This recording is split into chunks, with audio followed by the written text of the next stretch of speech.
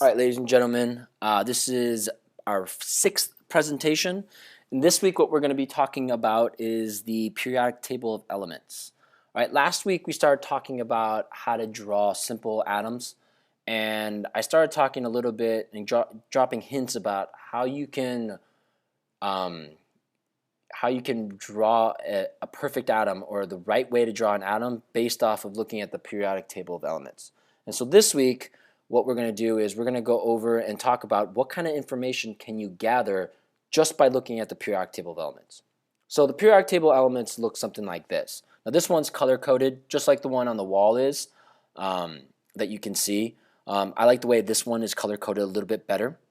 Now at your table, you will also find a blank periodic table, right? And obviously, if you're not listening to this right now, you're probably just seeing this screen right now. I have no idea what I'm talking about, and you're going to miss out on a lot of information, things that you will be on the quiz that I might not mention again in class. All right, so it's really, really important that you are listening to this, and if you don't have headphones, that you are listening to this at home, right, as you're going through. Because what we're going to do is we are going to draw on that periodic table. Right, we're going to color code it very similar to the way it looks right here. So that way you have an idea what it looks like, and we're going to then tape that into our notebook, and that's going to be used as one of your notes. So today, a lot of our notes are going to be on that blank periodic table and also on your notebook. So I'll talk to you about when you should be starting to draw on this versus be writing on your notebook. But the idea is this, and people always ask me, the first question they always ask me about this is, do we have to memorize this? And the answer is no. All right, there's no way you will need to memorize this. I don't think any teacher will. No teacher of mine. I have a chemistry degree, and I've never had a teacher say you have to memorize this. I don't even have it memorized. All right, but I can gather and I can tell you tons of information about it. For example, I can look right here really quickly and look at bromine, and I could tell you right away that it has 35 protons, it has 35 electrons. It is a nonmetal. It's a liquid at room temperature. I also know that it has 4 electron rings. It has 7 valence electrons. It's in the 17th group in the 4th row or 4th period. These are all things that I can tell you because I know how to read a periodic table, right? And I'm going to get to the point where you're going to be able to read this like a book, right? And there's a specific reason why the periodic table looks like this. There's a certain arrangement to it. All right, just by the color coding, you can already kind of see how some of it is together, and we'll talk about why some of them are yellow, why some of them are green, why some of them are blue in a little bit, but this is the periodic table. All right, so the first thing we're going to do is we're going to write notes like normal, and then we'll get to drawing and coloring in your periodic table. So the first thing is, this is not something new that we've gone over before. But an element is a pure chemical substance, right? We already know that. We learned that a couple weeks ago when we talked about mixtures and stuff. The difference now is the idea that an element is made entirely from one type of atom, all right? And that's the reason why an element can't really be broken down any further, because it's made up of trillions of the same type of atom. So for example, if I have, say, carbon in front of me, right? I can see that carbon because there's trillions upon trillions of those little tiny carbon atoms that we can't see with the naked eye or even with a powerful magnifying tool. Well, if you get trillions of those atoms grouped together, you can then finally see that element. That's the reason why you can actually see that piece of charcoal or that carbon right there. But that's trillions upon trillions of those atoms grouped together to make that little tiny piece of carbon. All right.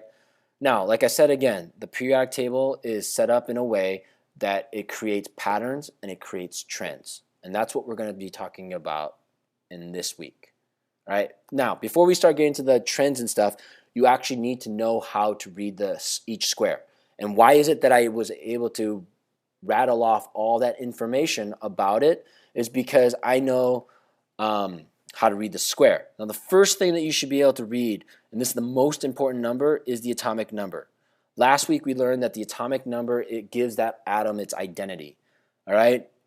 Only carbon, in this case, this is carbon right here, only carbon has the atomic number 6. No other atom has that. That's the reason why it gives its identity. We also learned that the atomic number is equal to the number of protons. That's how I knew very, very quickly, all right, that bromine had 35 protons, because I looked up here and I saw that the number right there. Now, on most periodic tables, you'll see it at the top. Now, it might be at the top left, it might be at the top right, it might be in the top middle. In this case, it's in the top middle, all right, but that's the number of protons. We also learned that the number of protons also equals the number of electrons. And that's the reason why I knew that very quickly too. So I know that carbon has to be neutral, so it's going to have 6 electrons, all right, for the most part. Now, I don't know how many neutrons it has yet, all right. I can tell you on average what it would be, but I can't tell you all the time how many neutrons carbon has, all right, because I don't have the mass number. The mass number is not up here. Now, the next thing you'll see is the chemical symbol. So each chemical has a symbol. In this case, carbon is just a C. All right. Below that is the name of the symbol or the chemical, which is carbon. All right. And then the bottom right here, this is the atomic mass. You'll also see it written as the atomic mass or the weight. All right. It's used either way, atomic weight or atomic mass. I believe on your periodic table that I printed out for you, it says atomic weight. And basically what that is it's the average of all the mass numbers of every carbon that exists. Okay? In this case right here. Now on yours it probably says something like 12.01 or something like that. I just rounded it. So if the number is a little different, that's because I rounded it. All right? But it's basically saying that on average carbon is usually carbon 12. Right? Now there's carbon 13s, there's carbon 14s, and so on. But on average, most of the carbon that's found on Earth is carbon 12. So in reality, most carbon has 6 protons, 6 electrons, and 6 neutrons. All right? But I can't tell you specifically it's always going to have 6 neutrons because there's isotopes of carbon. All right? Now, there's also color coding that's going to happen. All right, now on yours it's black and white. So the first one is this. Since it's black and white, most color coordinated ones will have the chemical symbol colored, and that chemical symbol colored tells you the state of matter, whether it's a solid, a liquid, or a gas. And by the way, if you're sitting there going, "Do I need to draw this?" The answer is yes. You have to draw this. Okay. Now on your periodic table, I think you have a little symbol up in the top right corner that says whether or not it's a solid, liquid, or a gas. All right. If it's a little cloud, then it's probably a gas. If it's a little teardrop or something like that, it's a liquid. If it's a cube or something like that, it's a solid.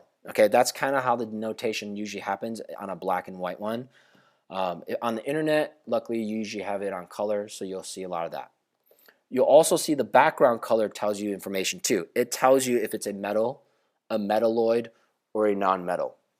Okay, it's pretty obvious when you say metal, non-metal. Metalloid is just something that's not particular metal. It's not a non-metal. It's kind of like what we call a semi-metal. All right, sometimes it acts like a metal, sometimes it acts like a non-metal. All right, so those are just how you can look at the periodic table and get some more information. Okay.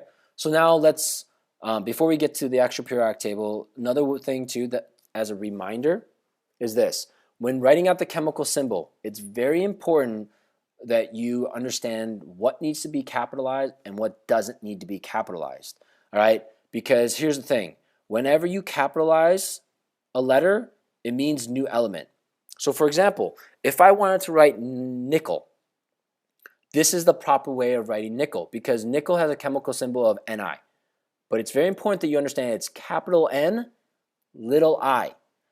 Some of you guys love to write in all capital letters all the time. And if you did that, if you write capital N, capital I, you're now changing the actual chemical symbol. Now you're talking about the compound nitrogen iodide. You basically said that nitrogen and iodine are combined together to make a compound. That's not nickel. All right, so it's really, really important. Like, for example, some of you guys got probably mixed up a little bit on the chemical bonding, or I'm sorry, the building compounds and molecules, where it says chlorine, right? So this is capital C, little l. And the reason why you get probably mixed up is because the capital C and the capital I looks very similar on the computer. All right, but in this case, this is chlorine. Right? If you look on the periodic table, it's capital C, little l. If you write capital C, capital I, now this is basically what you're saying is this is carbon, and this is iodine mixed together, or combined together to make a compound, carbon iodide. All right, so it's really, really important that you understand when to capitalize and when not to capitalize. So on the periodic table, if you see that a chemical has two letters, that second letter is always, always, always lowercase. Okay, and just a rule of thumb: if you see capital C and like a little l, and you're wondering, is that CI or is that big C, little l? I would say 99% of the time, it's chlorine. 99%. I can almost say it's 100% of the time, it's chlorine. Okay, try not to mix that up with capital C, capital I. All right. So now what we're going to do is we're going to move on to the periodic table elements. So now I want you to kind of put your notebook to the side. Don't close it because you're still going to need it. And I want you to now take out your blank copy of the periodic table. What we're going to do is we're going to start to draw on it and write some more notes on it based on some information that I want to give you. So the first thing is this that I want you to go over. We're gonna start drawing out where the metals, the nonmetals, and the metalloids or the semimetals are located on the periodic table. And you'll notice that they're grouped together. All right, so first thing, I want you to take out a yellow colored pencil. All right, and I want you to do this. Now, watch me first before you start doing all this stuff because I'm going to outline and it's going to get all this stuff. So here's where the metals are located. All right, so I'm going to start this real quick. All right. Here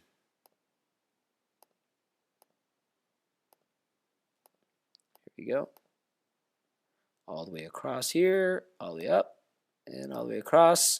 And here are all of the metals. Okay, so now I want you to do all of that. Okay, now these are also metals.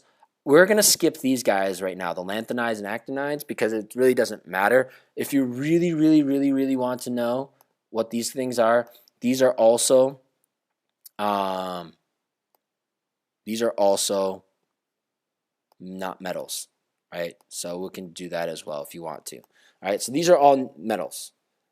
Now, the blues, all right, are going to be, our next one I want you to get green, I'm sorry. All right, the green one is going to be your metalloids. All right, so the metalloids are going to be these guys right here. Oops, I don't want that. I want the green one.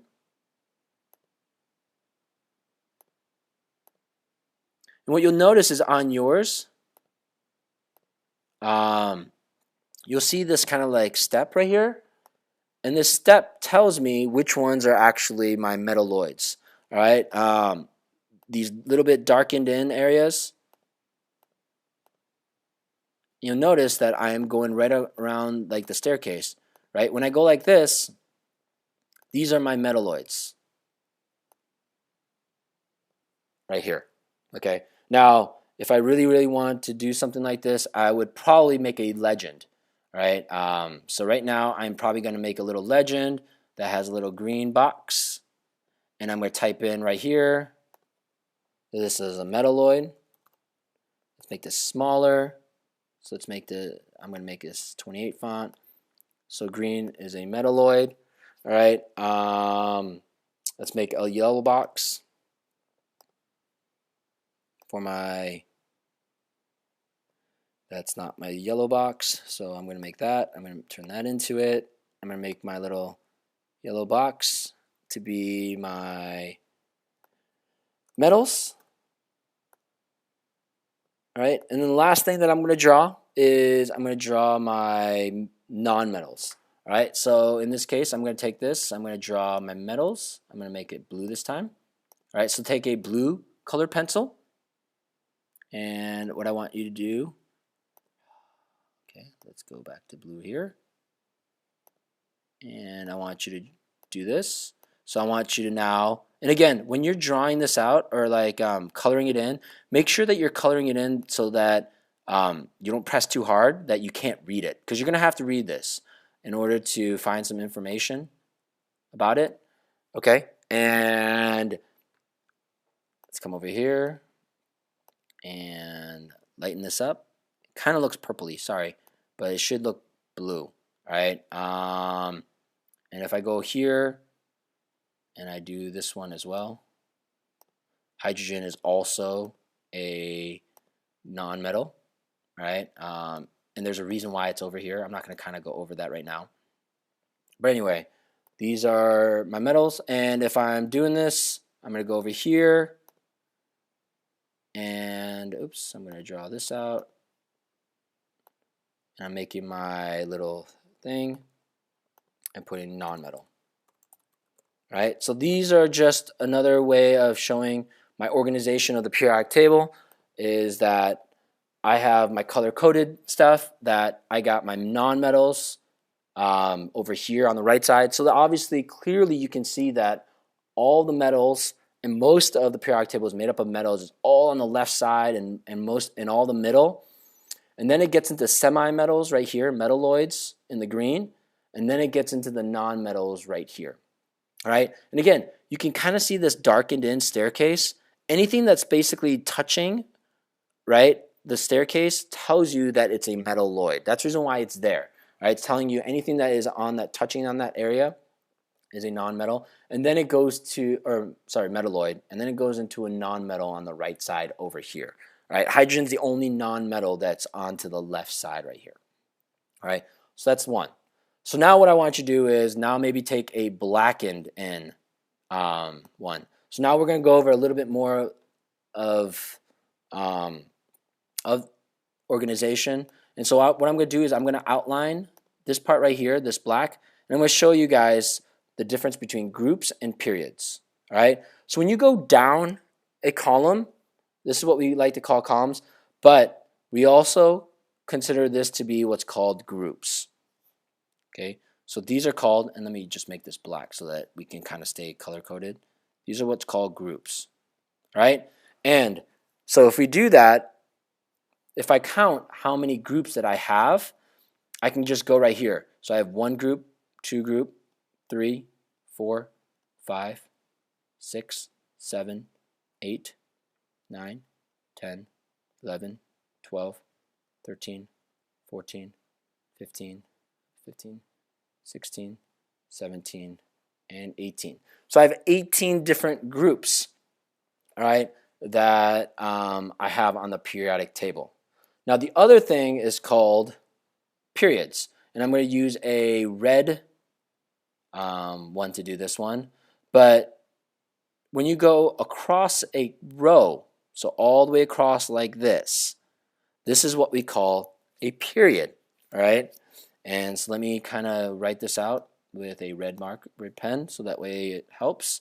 Let's see, where can I write it where it's going to make some sense? Let me just write it right here, period. Try not to write over the periodic table if you can. All right, I just kind of ran out of room, so I'm just going to put period right there. So anything that goes across, we call that a period of elements. In this case, we have 1 period, 2 periods, 3, 4, we have 5, 6, and 7.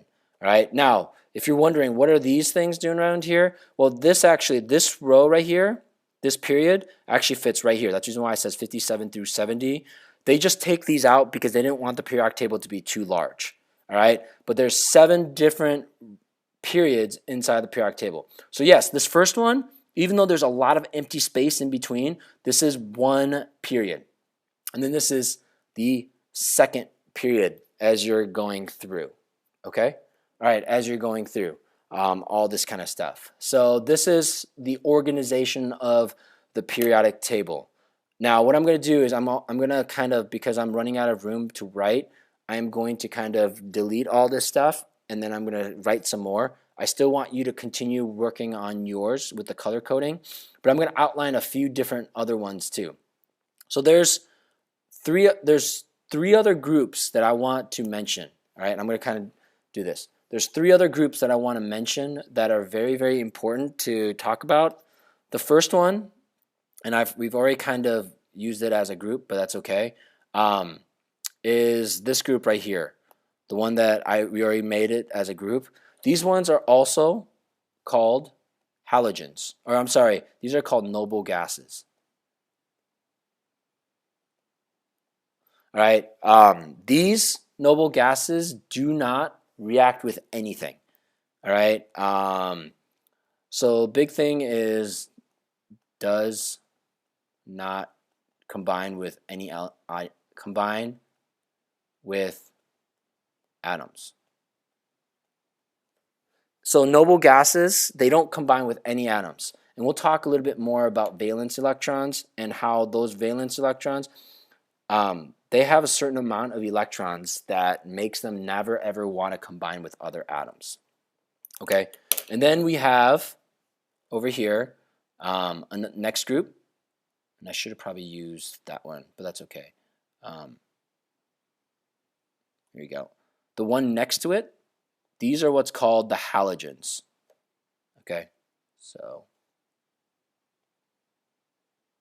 and try and find room where you can write all this stuff out. These halogens are the most reactive atoms. So most reactive atoms. They will combine with pretty much everything. All right. So reactivity wise, they will react very, very, very, very strongly with a lot of things around. So these things you have to be careful of around certain items just because they react a lot. All right. And the last group that I want to mention is this group right here. And it starts with actually the lithium. It does not include the hydrogen. These are what's called the alkali metals.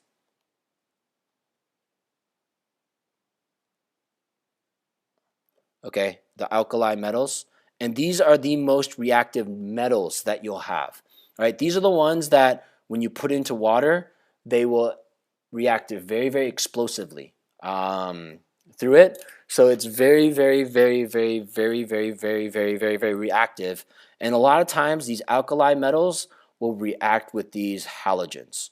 All right, you'll see that tons and tons. That's the reason why we have salt, sodium, and chlorine. All right, at this point, I'm going to stop here with part one of organization of the periodic table. We'll continue with part two. So on the next link down, it'll say part two. I just don't want this one to be too long, so I'm just going to stop it here, and you'll still continue with your notes, but I'm just going to break this set of notes into part one and part two. Okay? All right. So here's the start of part two. So this is kind of where we ended up, where we talked about three separate groups that I wanted to highlight a little bit more about. You don't have to worry about the other groups as much at this point. I just wanted to do these three just because they're kind of like three most important ones, all right, as we go through. All right, now next thing we're going to talk about is how do we figure out how many electron rings an atom has. And I started talking about this last week, and I gave you some hints. It's actually pretty simple going through it, but you have to know how to read the periodic table to figure it out. And basically what it means is when you're drawing out the stuff, so for example, last week, right, when I said draw out lithium, all right, a lot of you guys did this. You made a little circle, and you put lithium has 3 protons, and whatever, and so many neutrons and stuff like that, and then you drew 3 electrons, 1, 2, 3 on there. And I said at the point, I might have said, well, that's correct in the sense of how many protons and electrons you have, but it's not actually accurate in the sense of how it should be written out, because really lithium should have, if I'm really drawing it out, I should have 3 protons, and then I should have actually 2 rings. I should have 2 on the first one, and then I have 1 on my last one. So I still have 3 electrons, just like drawn here, but this time I have 2 electron rings to do that. Now, how do you know when I should start a new electron ring? All right, and that's a really, really simple thing. It's basically which period is it on? So for example, I see that lithium, so if I do label my periods again, remember periods are the ones that go across, right? All the way across like this. Okay, if I look at it, hydrogen, helium are on the first ring, all right, or on the first period. If you notice, lithium, right, and I should have wrote lithium here so that way everybody knows that this is lithium, right, is that lithium is in the second period or second row. Because I know it's in the second row, that's how many electron rings it has. All right, so electron rings equals basically, so to know how many electron rings it is, it's equal to the period number. And that's it. All right, it's really that simple. All right, as you're going through it, is to figure out all this kind of stuff. Now, on the next slide, I'll talk about how do you know how many electrons go on each ring. All right, because there is a specific number that we need to go off of, and that's called the number. That's called the valence electrons.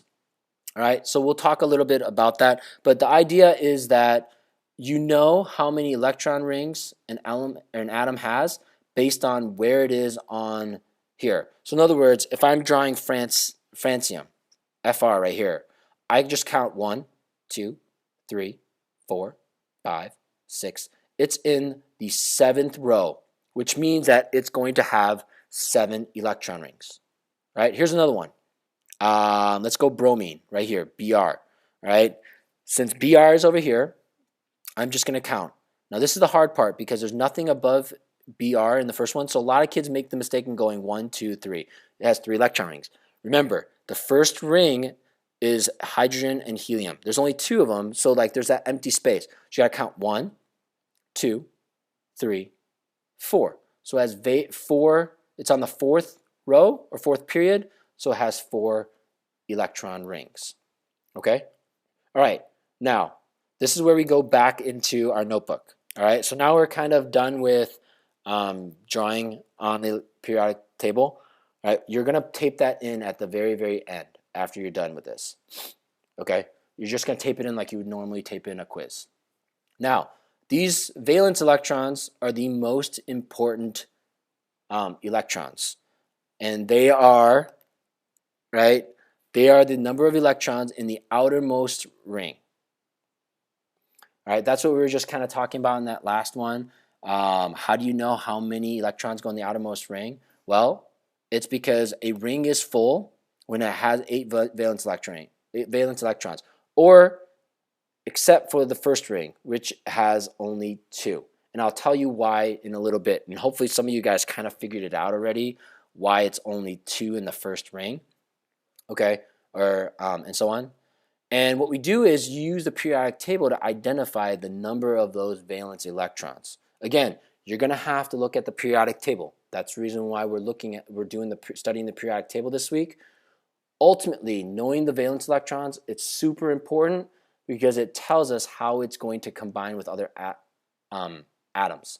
So when we talk next week about chemical bonding, we're going to talk about how those valence electrons helps us explain how it's going to interact with other atoms. Okay, but now, how do we figure out how many valence electrons? So how do we figure out how to put together and draw out our atoms correctly? And I'm going to show you, I'm going to go over how to do it, or how to find it, and then I'm going to show you its proof of why it works that way. Okay, so first thing is this. All right, here, going back to this. Now, I actually don't want you to draw on your periodic table. I'm just doing this because it's easier to show the periodic table and do the drawings at the same time. And yes, I want you to draw these out. All right, so let's talk about, so the first thing I want to go over and I'm going to draw out is sodium. And I'm going to show you that how you can tell the number of valence electrons. So the first thing is this. You're going to completely ignore this part. And I'm going to actually put a box around it so that you can't even look at it anymore. You are going to completely ignore this part right here. And I probably should have made it so that it's not, you can't see it. Oh, that is not what I wanted. Okay, so let's do this. Yikes. Let me get rid of that. Let's go back to this guy. I'm going to make it black right here so that we completely ignore this whole thing. You completely ignore the middle part right here. And you're going to also completely ignore this part right here. The only parts that you are going to look at are the first 2 columns and the last 6 columns. These are the only ones that matter when we talk about valence electrons. I'm not going to go into too much detail. This notes is already way too long when it talks about why these ones don't count for the outermost electron rings. If you really, really want to know, come see me, and I'm more than happy to talk to you about why that's the case. But really, you just need to understand that these ones don't matter.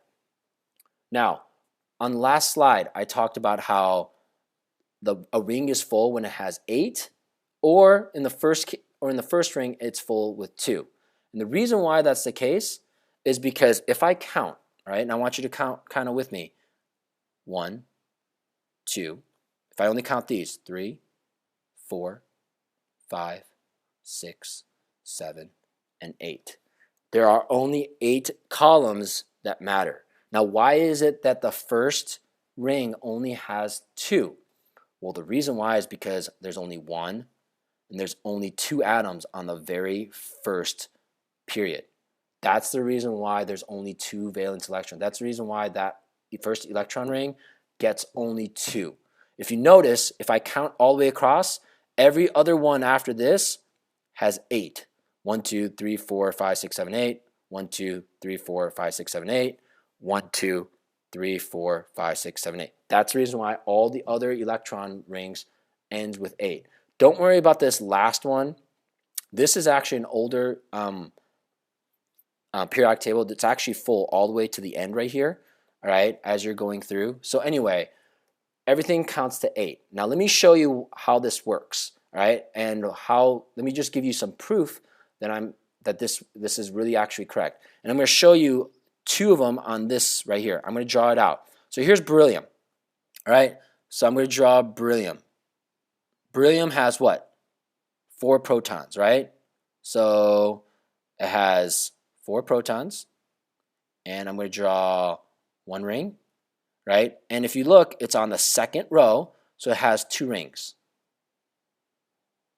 So I'm going to draw 2 rings. And since it has 4 protons, it also has 4 electrons.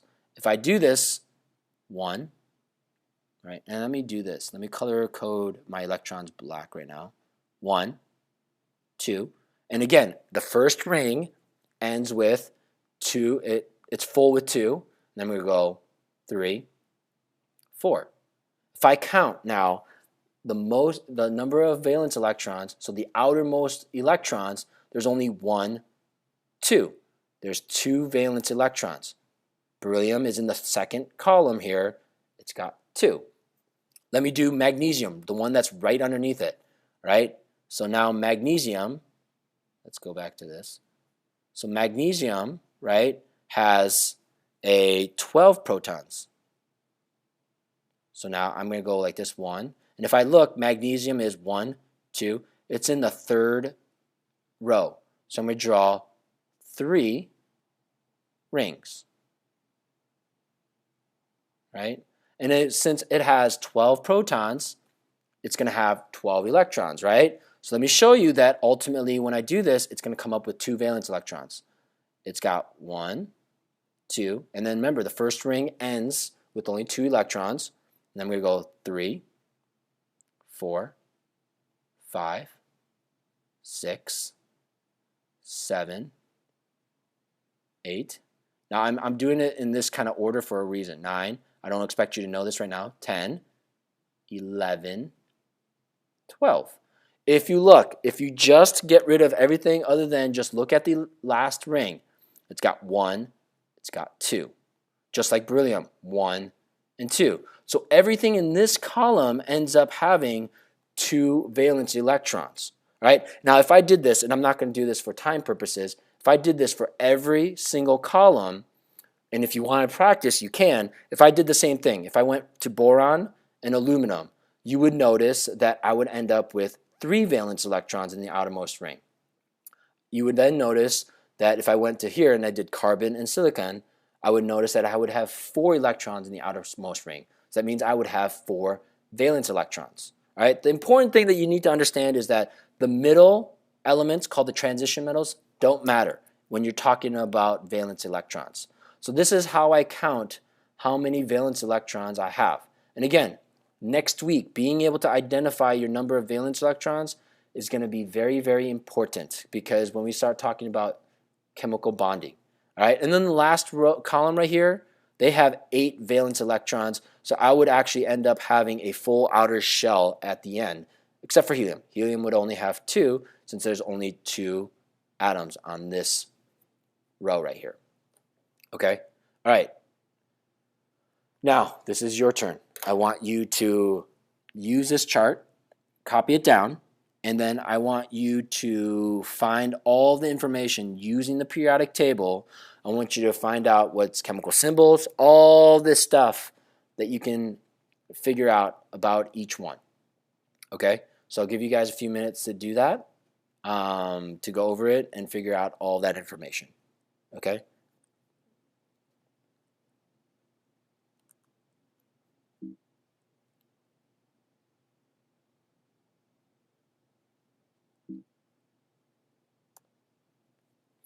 All right. Sorry, moving forward. Once you do that, last set of notes, I swear. All right. Last thing that we want to talk about is how metals and nonmetals differ. All right. Metals and nonmetals differ in many different ways. All right. So in this case, they differ in melting temperature. All right. Metals melt at a very high temperature compared to nonmetals. All right. Density of metals are very, very high compared to nonmetals. Luster. Luster just means how shiny they are. Metals are much, much shinier, and they reflect light much, much more. All right. Non-metals are very dull looking. Metals are malleable, meaning that they can bend. So when I try to if I take a hammer to a metal, it means that it would bend instead of just break apart. Non-metals would usually break apart. And last two is thermal conductivity. So in other words, thermal means heat. Metals tend to get hotter and colder much, much faster, so they tend to change temperature much, much faster. That's the reason why metals are terrible what's called insulators. All right, and the last thing is electrical conductivity. Non-metals do not allow for electricity to flow through. So in other words, if I wouldn't use non-metals to make an electric circuit. I need all metal to do that. All right, so that's how metals and non-metals are different. Okay.